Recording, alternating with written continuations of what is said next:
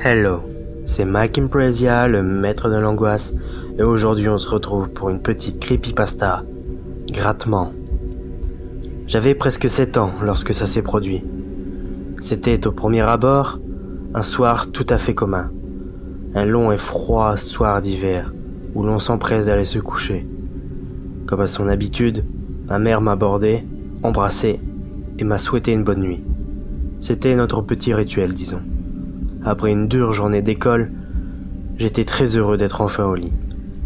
Mon lit était en hauteur et surplombait donc la totalité de la chambre, me forçant à utiliser une grande échelle chaque soir afin de l'atteindre.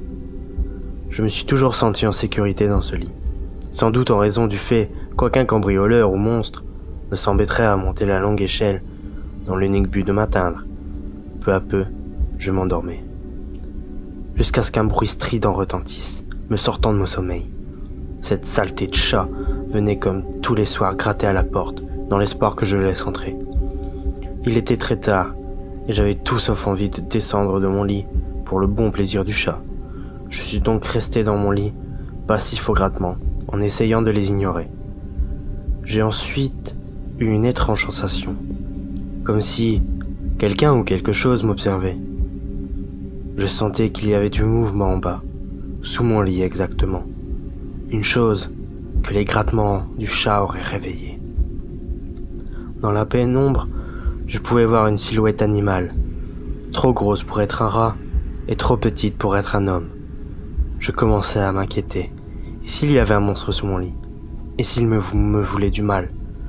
J'essayais de garder mon calme en me raisonnant, en me disant que les monstres n'existaient pas. Maman me l'avait dit. Il y a une chose en bas, c'était sûr. Je le sentais. Les grattements du chat étaient de plus en plus forts. Je ne voulais pas descendre. Je ne pouvais pas. Pas tant qu'il y aurait ce truc par terre. Mon échelle bougeait. Le monstre d'en bas grimpait. La pression montait. Je paniquais. La découverte de cette chose m'a horrifié plus que tout. Après de longues minutes d'angoisse, j'ai aperçu la silhouette du monstre. Elle n'était pas imposante et ressemblait beaucoup à un chat. J'ai allumé ma lampe de chevet, muni de mon oreiller, prêt à en découdre avec la bête. J'ai eu un immense soulagement lorsque j'ai découvert que c'était effectivement le chat.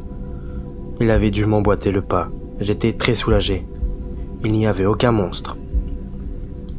Mais si le chat était à l'intérieur, qu'est-ce qui grattait à la porte?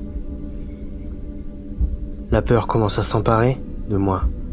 Les grattements étaient de plus en plus intenses, de plus en plus déterminés. Il y avait un monstre à ma porte, c'était sûr. La lumière l'avait encore plus énervé.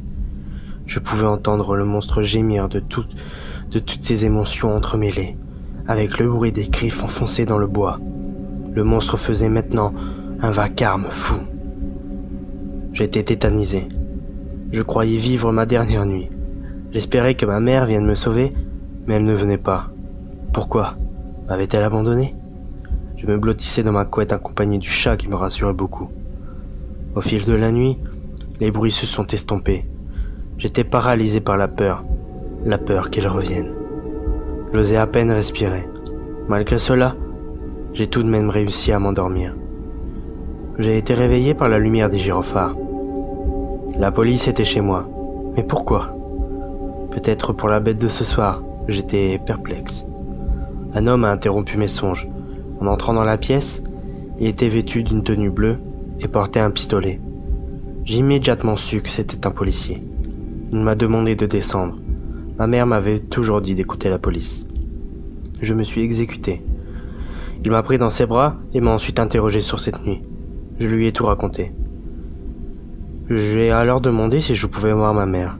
Il m'a dit que c'était impossible, que quelqu'un avait fait du mal à ma mère, qui lui avait brisé les jambes. C'est à ce moment précis que j'ai compris que ce n'était pas un monstre qui grattait à la porte ce soir-là. Et voilà, c'est déjà la fin de cette petite creepypasta. Je vous laisse pour une prochaine vidéo, mais surtout, bonne journée.